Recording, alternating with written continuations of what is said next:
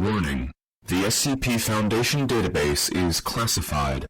Access by unauthorized personnel is strictly prohibited. Perpetrators will be tracked, located, and detained.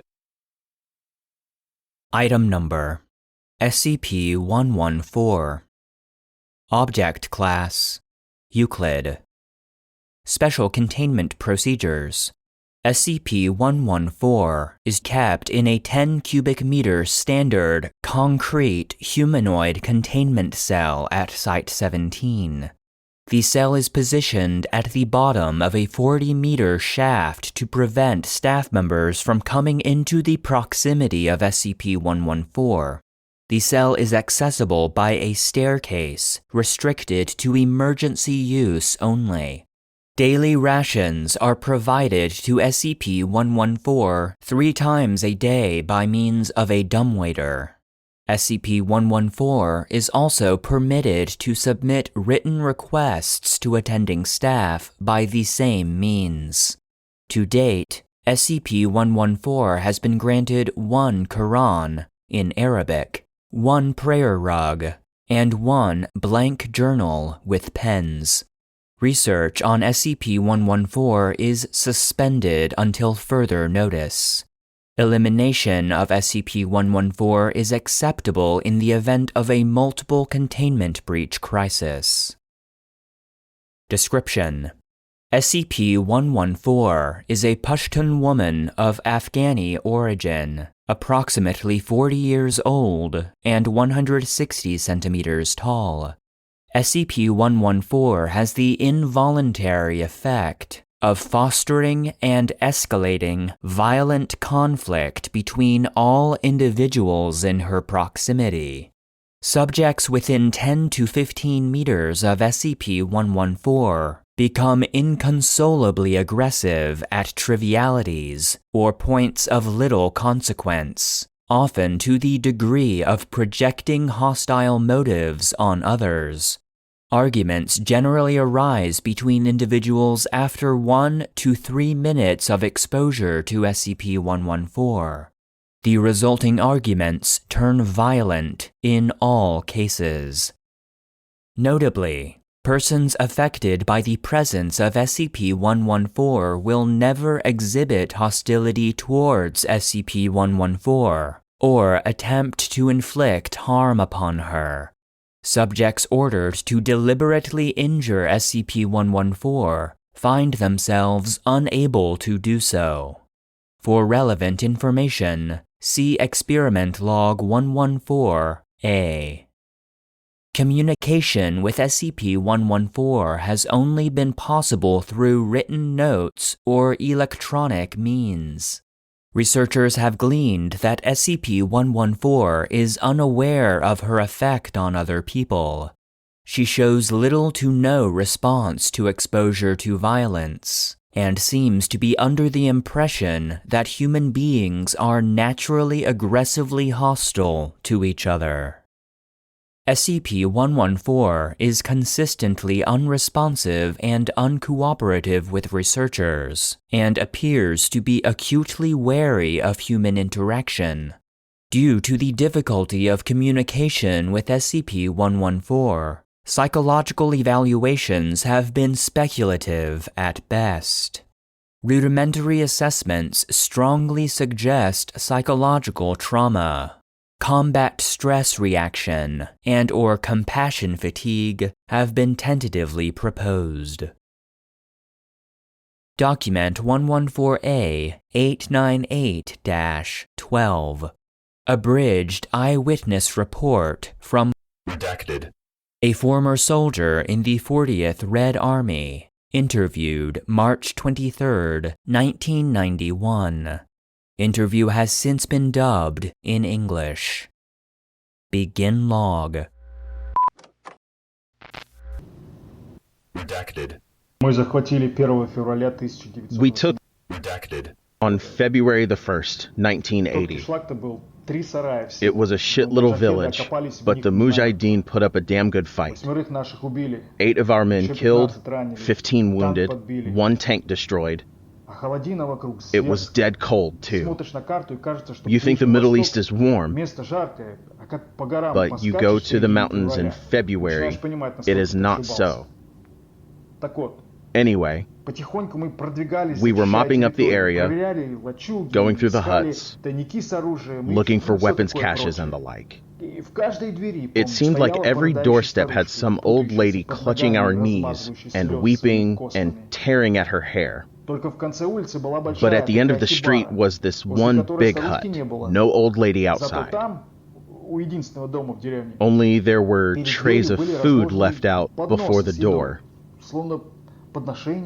like an offering.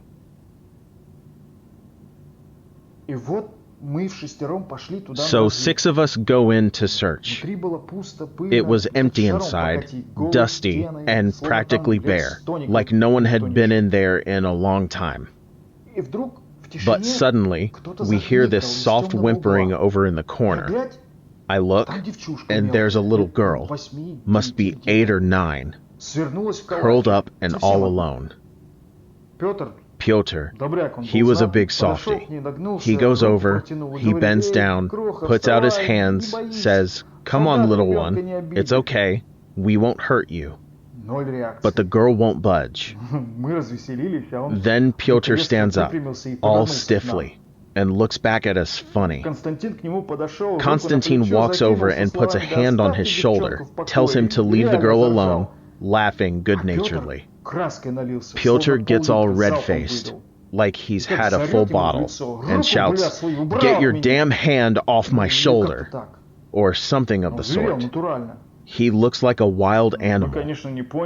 Of course, we're all confused, and suddenly they are on the ground, and Pyotr is bashing Konstantin's face in with the butt of his rifle, screaming and screaming. It took 3 of us to pull him off. By then, Konstantin was dead. End log. Experiment Log 114-A.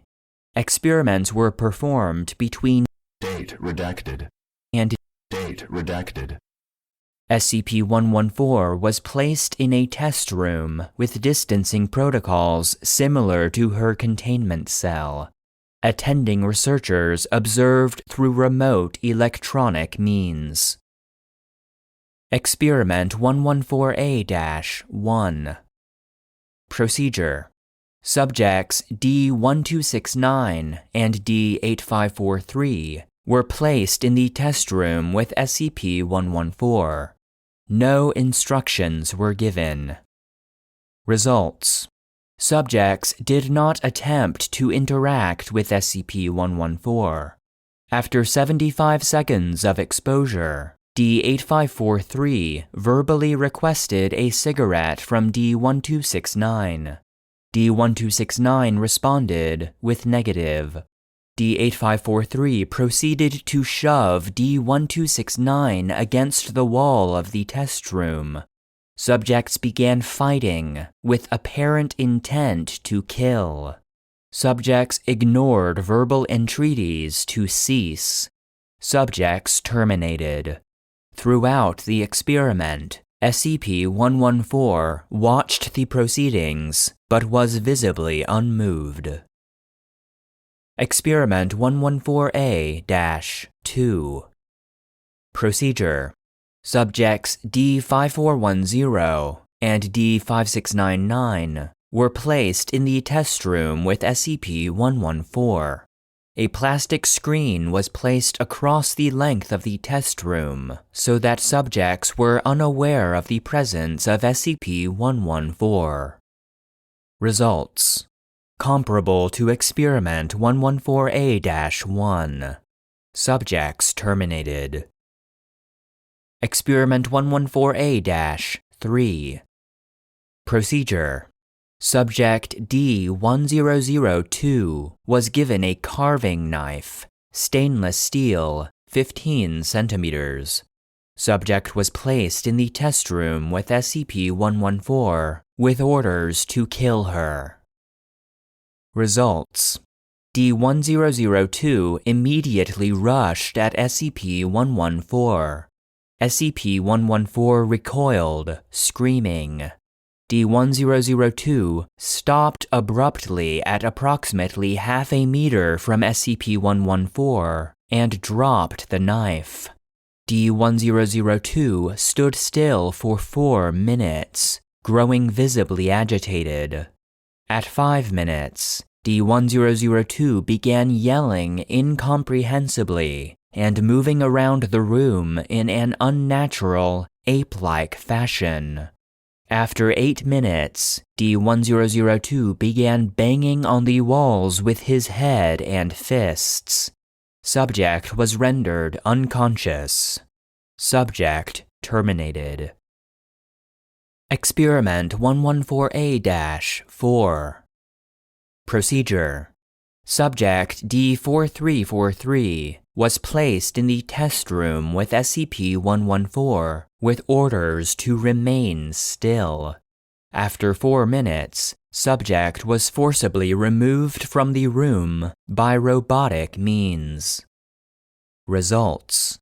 Subject showed signs of aggression and agitation comparable to Experiment 114A-3. Heart rate was recorded at 210 beats per minute.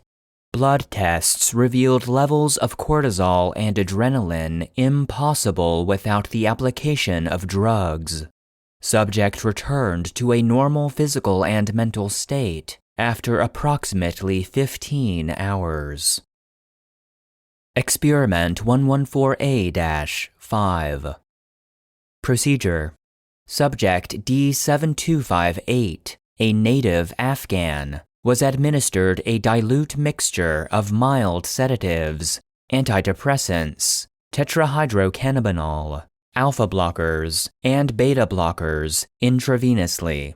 Subject was placed in the test room with SCP-114 and ordered to attempt normal conversation. Results. D-7258 addressed SCP-114. SCP-114 maintained eye contact with D-7258, but did not respond. After 45 seconds, D-7258 began shivering and shouting. At 1.5 minutes after exposure, D-7258 fell to the floor in convulsions. Subject expired after 3 minutes. Autopsy of the cadaver revealed massive cerebral hemorrhage.